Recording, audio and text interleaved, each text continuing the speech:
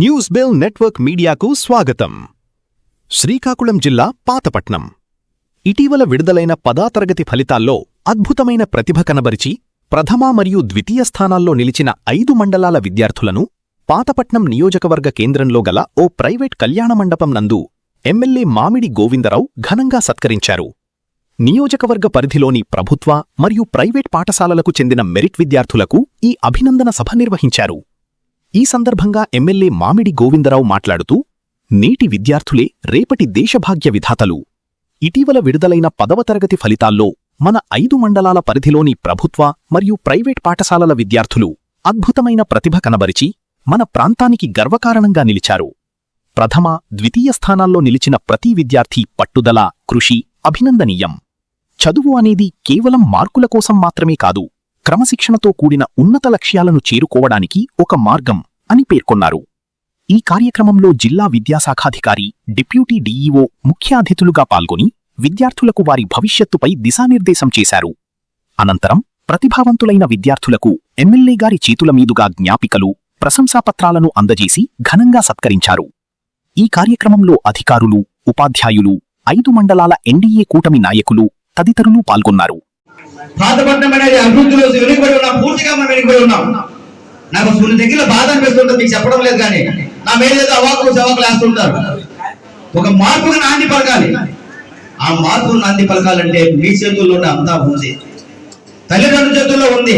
చాలా మందిని చూశాను, చాలా మందికి రిక్షా కూడా రిక్షా తొక్కుకొని వాళ్ళ పిల్లల్ని చాలా మంది ప్రైవేట్ స్కూల్లో పెడుతున్నారు. వాళ్ళకి తెలియదు గవర్నమెంట్ వాల్యూ ఏంటంటే ప్రైవేట్ స్కూల్ వాల్యూ ఏంటంటే.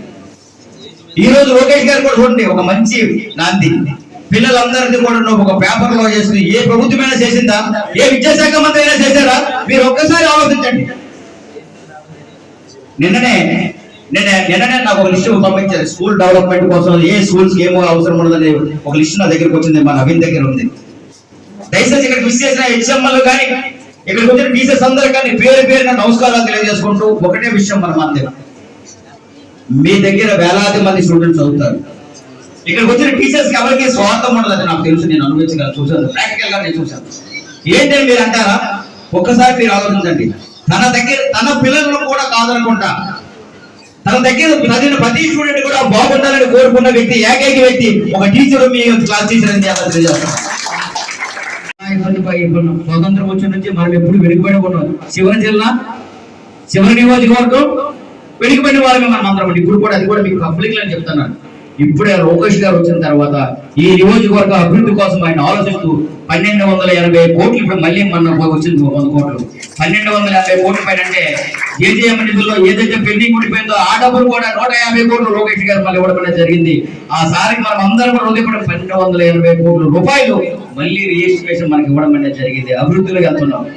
10 దగ్గర రోడ్లు అవుతున్నాయి, కానీ కొన్ని అవాంతరాల వల్ల, కొన్ని ప్రాబ్లమ్స్ వల్ల ఆ రోడ్స్ స్లో అవుతున్నాయి, కానీ కార్యక్రమాలు అవుతున్నాయి.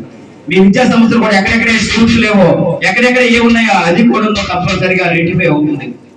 మెయిన్ ఇంపార్టెంట్ మీరు ఏంటంటే ఇక్కడ ఉన్న ఎంఈఓస్ అందరూ కూడా హృదయపూర్వకంగా మీరు బాగా పనిచేస్తున్నారు.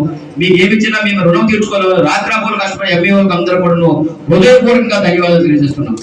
ఎందుకంటే నేను చూస్తున్నా ప్రాక్టికల్ గా ప్రతి రోజు కూడా ఏదో అప్డేట్ ఉంటుంది, ప్రతి కూడా ఎక్కడ ఏ సమస్య ఉన్నట్టే వాళ్ళు వెళ్తున్నారు అక్కడికి.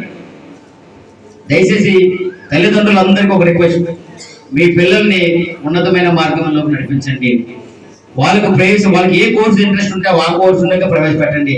మీరు వాళ్ళ మీద ఏమీ రుద్దొద్దు, దయచేసి ఏమీ రుద్దొద్దు. తప్పనిసరిగా ఏం చదివితే వాళ్ళ ప్రేమ అభిమానాలు చదివి తప్పనిసరిగా సక్సెస్ అనేది వస్తుంది. నేను ఒక కార్మికుడిగా వెళ్ళాను, డిగ్రీ అయిపోయిందో శాంపిల్స్లో కార్మికుడికి వెళ్ళాను. రోజుకి 22 రూపాయల జీతంలో జాయిన్ అయ్యాను. జాయిన్ అయిన బాధపడేవాడిని, ఏంటి ఇది నాకు ఈ పరిస్థితి, నేను బాధపడేవాడిని. ఆ తర్వాత కొన్ని హక్కుల కోసం సిఐటిలోకి వెళ్ళాను.